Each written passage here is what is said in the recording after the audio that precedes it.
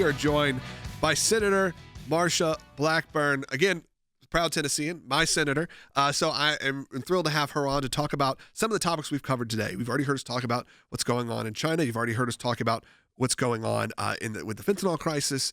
And there's a lot more happening. We thought she'd be a great person to have on. Senator Blackburn, news broke, obviously, just over the weekend, that the Department of Energy believes that the COVID virus came from that lab in Wuhan and was leaked. I'm curious what your reaction was to that news, and what do you think needs to be done with it now that you have this information?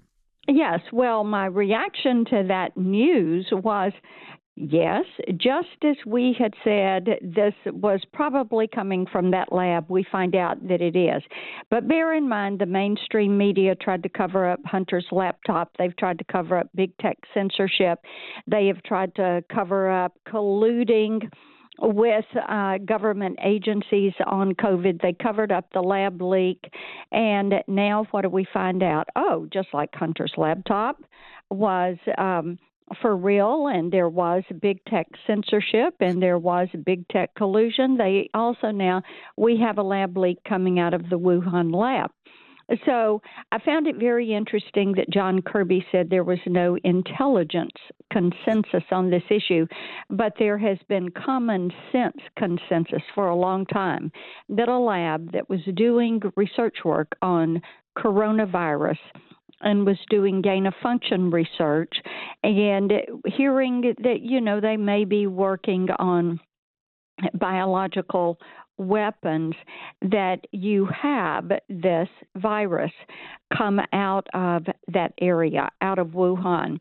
And I find it so interesting, too, that the World Health Organization worked with China to get the language right. They negotiated the language of that COVID report with the CCP. And now they're trying to back away from some of that. But all the while, who are they trying to cover for? It's a massive cover-up for the Chinese Communist Party.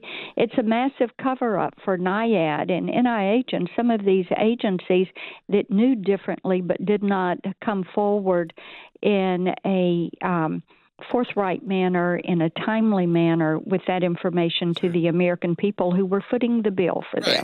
And you're correct. We've all felt that this was the truth. And I think that it's something we talked about in the last segment. We heard all the theories. They all came around. This one always felt like the one that was illogical in many senses of, sure, there was a lab. It leaked. How? Was it intentional? Was it not? That's something still we're hoping to get some more clarity on. And speaking of clarity, some of your colleagues are wanting the intelligence from the DOE to be declassified. They want that to have some transparency to the American people.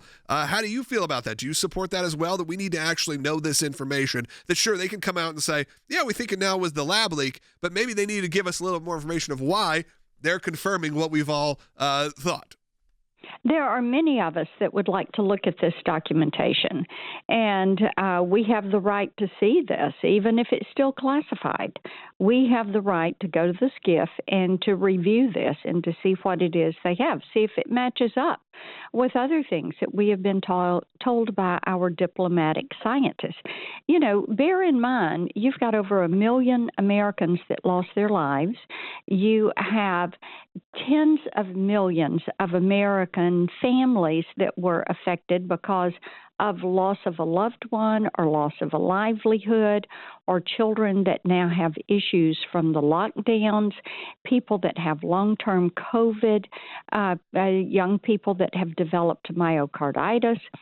And there needs to be transparency and answers around this.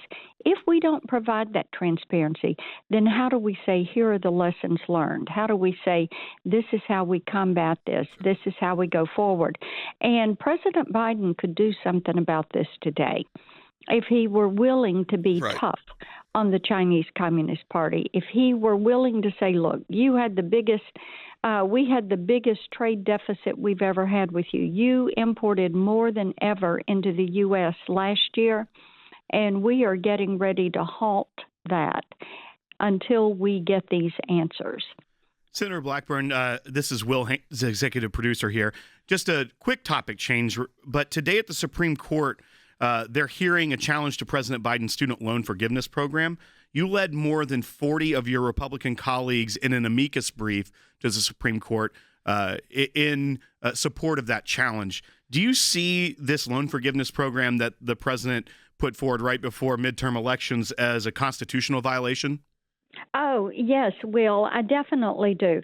I mean, one of the things we mentioned in the amicus brief and one of the topics that we covered was the fact that the preservation of the separation of powers. And the executive branch does not have the constitutional right to move forward and to exercise such a rescission of loans and forgiveness of debt on their own. That is a decision that would be left to the U.S. Congress to make that decision. So the separation of powers argument is a big one. The next is looking at the total cost of this. The expenditure is estimated to be $426 billion. Now, this is a giveaway to wealthy individuals. 40% of all the student loans are held by people with advanced degrees, such as doctors, physicians, lawyers, advanced degree, high income earners. 10% of student loan debt is held by those in the lower economic strata. And fewer than 15% of all Americans hold student debt. So as you look at this, this is what you would call a gift to the rich. It is a huge tax break, if you will, because of this being refunded to people that are high-income earners.